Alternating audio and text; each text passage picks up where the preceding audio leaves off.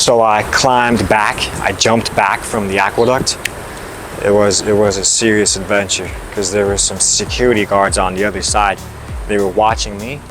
I had to crawl and sneak back down. But it's all over. Now, an additional information about the aqueduct. Aqueducts have to be built with a very gentle and a consistent gradient to keep the water flowing constantly. For most of its journey, the aqueduct's water channel was close to the ground level or it was underground. It was only when these distinctive dips, these sudden dips, couldn't be avoided that these distinctive bridges had to be built to carry the water across the dip with the same gradient. And it was transferred to the Nymphaeum Maximum or the Basilica Cistern, and it was distributed to various points of the city. Basilica Cistern stored the water for the royalty, and it was one of the major water cisterns that stores the water from this aqueduct, the Aqueduct of Valens. The Aqueduct of Valens is 970 meters in total. Its total length is 970 meters.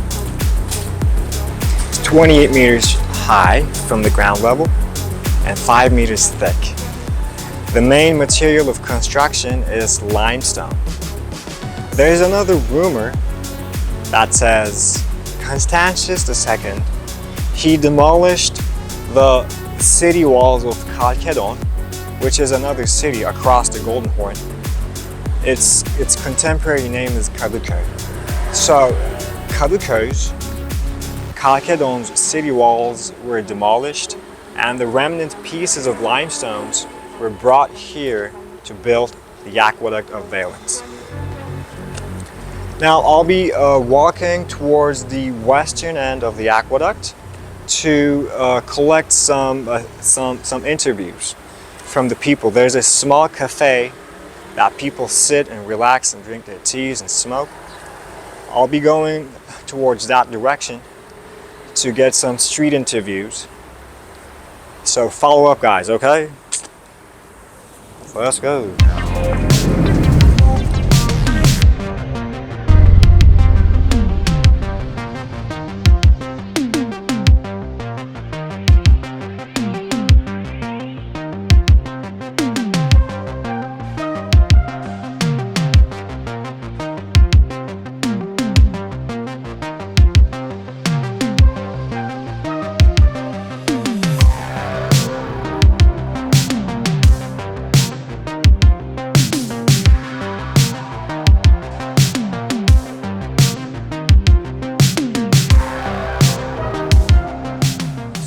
Have arrived to the western end of the aqueduct.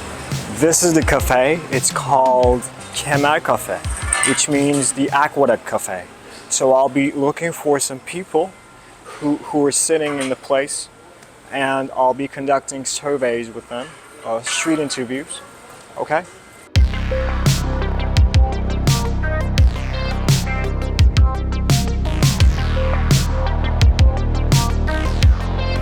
Şimdi biz de ufakken bu Şehzade başında doğdum ben.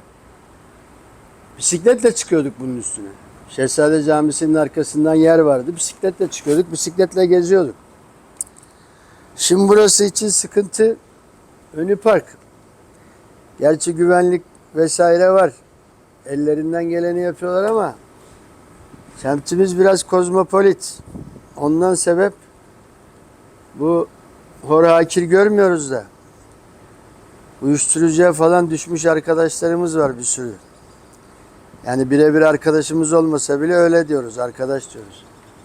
Onlar hep buraları mesken tuttular. O uyuşturucuyu aldıktan sonra da akılları gidiyor başlarından. Öyle de oluyor. Artık nasıl bir kafaya giriyorlar. Oldu çok yani burada. Buraya atladı ya herif, yani caddeye bile. Direkt bu kahvenin önüne. Bam, ses geldi, bir çıktık, adam yerde yatıyor. Değil mi? Aman işte ne derdi var bilmiyorsun ki kardeşim. Şimdi yine bu son restorasyondan sonra biraz oraları falan kapattılar, çıkışları. Demiri böyle ve hani çıkması zor. Önceden hiçbir şey yoktu. Tabii 3 tane taşa basıyordun, bunun üstüne çıkıyordun. Sonra bu restorasyonlar oldu. Bunlar da yıllarca sürdü. Hiçbir şey de olmadı yani. Fakat insanı hayrete düşürüyor. Nasıl yani 2000 yıldır bu nasıl ayakta duruyor? O kadar deprem görmüş bu İstanbul, o kadar yangın görmüş. Nasıl bir teknolojiyle yaptınız kardeşim yani? Her tarafı tarih kardeşim yani. Neresini yani? Eline at. İstanbul'un altında kaç İstanbul var Allah biliyor yani. Ama biz kıymetini biliyor muyuz? Bilmiyoruz. Çok var. Balat dolu. Balat dolu. Tabii bu Şehzade Camisi'nin arka tarafı dolu. Ondan sonra o zaten Haliç'ten böyle bir sıra lonca monca orası hep böyle zaten görüyorsun toprağın üstünde. Tabii girişler falan ne kadar kapansa da yine böyle kubbesi falan gözüküyor. Tabii. Nasıl çıktı işte bu karşıda bilmiyor musun? Kaç bin yıllık tarih çıktı hala kapalı tabii.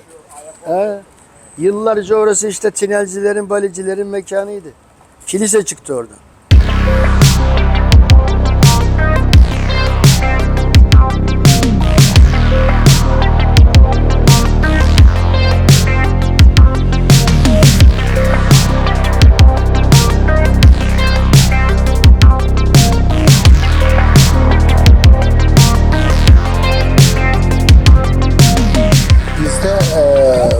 Sadece şu olan şeyler önemli biz içerideki yağ, bekmezi, peyniri falan. Bizim kemerle fazla şeyimiz yok. Yani sadece oturup burada sohbet ediyoruz. Güzel bir çay içme yerimiz var. Anladım. Ama aynı Kemerburgaz'da da var aynısı. Tabii çok kemer var. Kemerburgaz'da var. Tabii. Sultan Gazi'de Orada da var. Ben görüyorum mesela suya gittiğimiz zaman görüyoruz aynı. Zaten aşağı tarafı onardılar. Tamir mamir ettiler, buralar kalmış. Doğru. Yapıyorlar, aşağı tarafları yaptılar. Doğru, eyvallah. Tamir Aynen ettiler. öyle.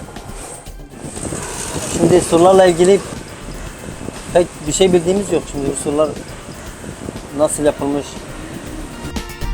Çok iyiymiş yani. Eyvallah. Şimdi mesela bu su kemeriyle alakalı herhangi bildiğin bir şey var mı? Bize anlatmak istediğin bir şey var mı? Abi benim bildiğim yani tarihi bir yer. Tarihi bir yer. Kaç yıllıktır sence? Bir 200 falan vardır bence. 200. Aynen. Benim bildiğim o kadar yani. Arttır bakalım nereye kadar gidecek? 500-600 olabilir mi? Devam et. 1000, Devam. 2000. Mesela Cizre'ye git bence. Cizre çok güzel. Cizre çok ne var abi? Cizre çok tarihi. Yani medeniyetin beşiği. İlk hayvanlar orada çiftleşmiş. Anladım. Ama benim bilgim yok ha. Buranın tarihi hakkında bilgim yok.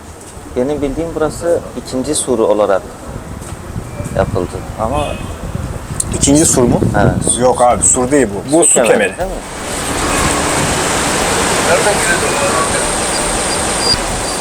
Kapalı burası yani almıyorlar.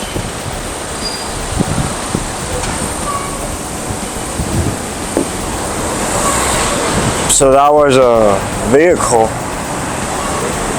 They wanted to park inside the street, but the entrance is blocked because the local people of the neighborhood, they don't want strangers inside the neighborhood. So they're blocking the entrance of the street with a chair here. Allah razı olsun. Çok teşekkür ederim. Allah yardım ediyor. Allah razı olsun. Çok teşekkür ederim. Allah razı olsun. Bu kemerin de Sultanahmet tabii şimdiki adıyla ama o zaman hipodrom. Ve oradaki sarayların olduğu su ihtiyacını karşılamak için gerek yere vatan sarnıcı gerekse diğer sarnıçların su ihtiyacını karşılamak için yapılmış bir kemer diye biliyorum. Evet. Bozdoğan kemeri diye. Ama Bozdoğan kemeri bizim koyduğumuz isimle. Tabii ki Romalılar Bozdoğan dememiştir. Veya Bizanslılar. Onlar Valens diyormuş. Evet yani imparatorun adıyladır. Muhtemelen yaptıran imparatorun adıyladır.